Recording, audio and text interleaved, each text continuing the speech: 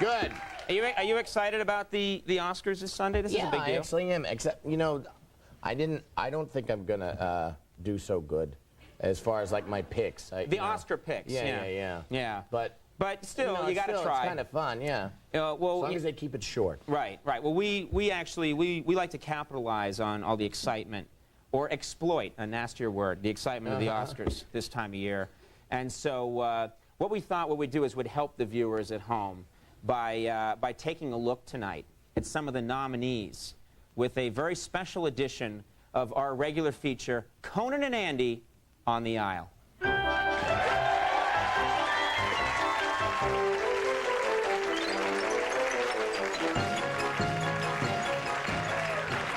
Helpful. We're going to look at a lot of the films that are up, and we'll give our opinions. Our first nominee, of course, is The Matrix. It's the futuristic thriller, which is up for 4 technical Oscars, including Best Visual Effects. Now, I don't know, to tell you the truth, I heard so much about the visual effects. I didn't think the effects were all that great. No, I didn't either. I've heard people making a big deal about those huge, impossible jumps that they make from one building to another. I didn't notice any technical wizardry there. Yeah. No, I know exactly what you're talking about. Like, there's this scene when Lawrence Fishburne is first teaching Keanu Reeves how to make one of those amazing jumps, and I heard, oh, the visual effects. The visual effects were definitely not Oscar-worthy, in my opinion. Take a look. You have to let it all go, Neo. Fear, doubt, and disbelief. Free your mind. Hey! Look at that guy jumping all the way across to that other building. Wow! I bet when he lands, he breaks the concrete. Whoa. Lame.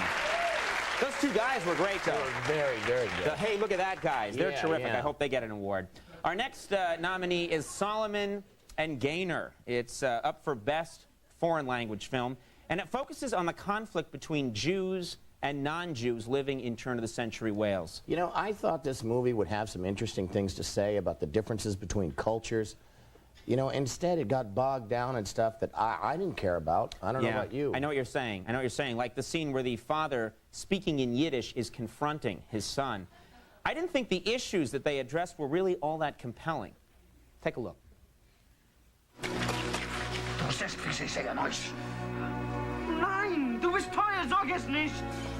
Du dachtest, also ich weiß nicht, was geschieht. Ich kenne jeden Haus in dem Toll, und ich weiß, wo sie leben. Das ist es nicht, Emes. Lass mich weg!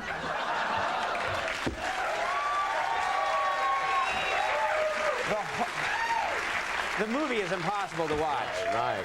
Everyone in the film has a different name for their beard. Right. And it goes on and on and on. The beard starts singing. Yeah. Crazy. I like that part. Our next nominee is American Beauty. This is the one everybody is talking about. With 8 nominations, people are saying it's the odds-on favorite to take home the most Oscars Sunday night. I love this film. It just felt so real to me. I don't know. I kind of felt it went over the top a lot of the times. You know, like the big dining room scene, they're bickering, and Kevin Spacey asked for someone to pass him the asparagus. It was supposed to be intense. I thought it was absurd. Yeah, I gotta admit, I liked the film, but I really didn't like the please pass the asparagus scene either. I thought that they went too far. Take a look. Today I quit my job. Just pass the asparagus. Your father seems to think this kind of behavior is something to be proud of. And your mother seems to prefer that I go through life like a f***ing prisoner while she keeps my in a mason jar under the sink. How dare you speak to me that way in front of her? And I marvel that you can be so contemptuous of me on the same day that you lose your job. I didn't lose it. It's not like, whoops, where'd my job go? I quit. Someone pass the asparagus. Oh. Your husband feels he can just quit his job and you... Sit down!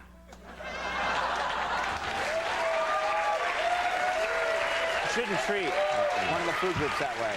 It's not right. I know. Our next nominee tonight is The Hurricane. Denzel Washington picked up a Best Actor nod for his portrayal of Reuben Hurricane Carter, the boxer sent to prison for a crime he didn't commit. This is a towering performance by Washington, but I think he accidentally screwed up one of the most crucial scenes. I know exactly what you're talking about. He gets so caught up in his performance that he forgot to follow through on a small detail. That was pretty important. Yeah, it actually ruined the scene, and it might end up costing Denzel the Oscar. Take a look. This evidence is the key to getting you out of here. And you'll be throwing it away, Reuben, when in a few more years we can... I don't have a few more years, Myron. Leon, help me out. I can't. I agree with Reuben. It's time to move on. Move on? What do you mean, move on? Move on. Where are you going? Biased, Myron. We're never going to get anything there. We have to go federal. You can't take the risk of going federal with... Listen to me.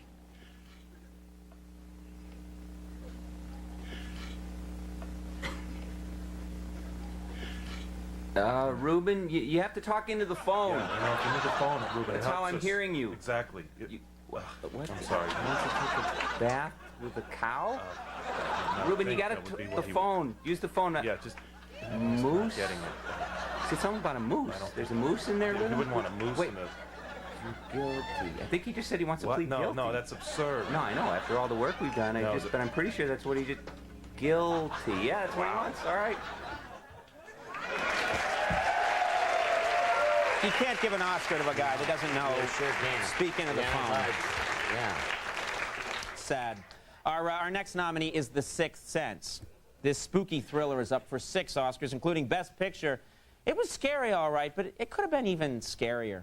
Yeah, they set up so many of these supposedly scary scenes, and then they just didn't pay off right. Yeah, you just got to deliver the goods when you promise scary. Yeah. Like the scene where the boy goes into the bedroom and sees the dead person. The build-up to that is intense, then the outcome is, I don't know, kind of disappointing. Take a look. Don't go home, okay? I definitely won't.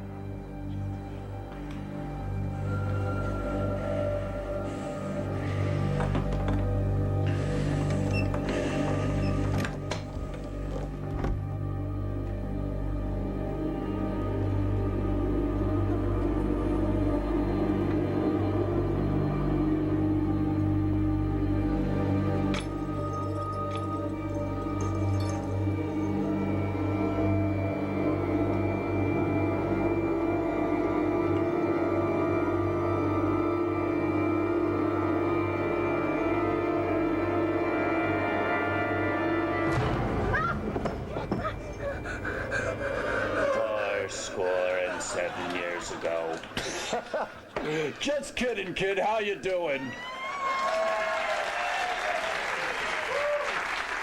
Lincoln is an ass. Yeah. And I'm tired of that old cliche, Scary Abe. Yeah. He was a creep. Yeah. All right, our last nominee tonight is The Insider. It's the true story of tobacco executive turned whistleblower Jeffrey Wigand and his experiences with 60 Minutes. Now, here's a case of a movie studio getting cold feet. They had a real gripping adult drama that was making a great point, and I think they felt that they still had to make it somehow kid-friendly, you know, cover all the bases. The executives got greedy is what happened. They wanted to pack the theaters with kids. Yeah, well, anyway, Wigand is telling his story to Mike Wallace, and he's setting a tone of real, hard-hitting journalism. Then the scene is completely undermined, in my opinion, by what happens next. Take a look. We are in the nicotine delivery business. And that's what cigarettes are for. Delivery device for nicotine. A delivery device for nicotine. Put it in your mouth, light it up, and you're going to get your fix. You're going to get your fix. And you're going to get your fix. You're going to get your fix. And you're going to get your fix. You're going to get your fix. He's gonna get his fix. He's gonna get his fix. His fix. His fix. He's gonna get his fix. He's gonna get his fix from soaking wet to six. Brother Williamson is playing tricks. Make sure the stuff that mix is a habit no one kicks. So like your fix and have your fix.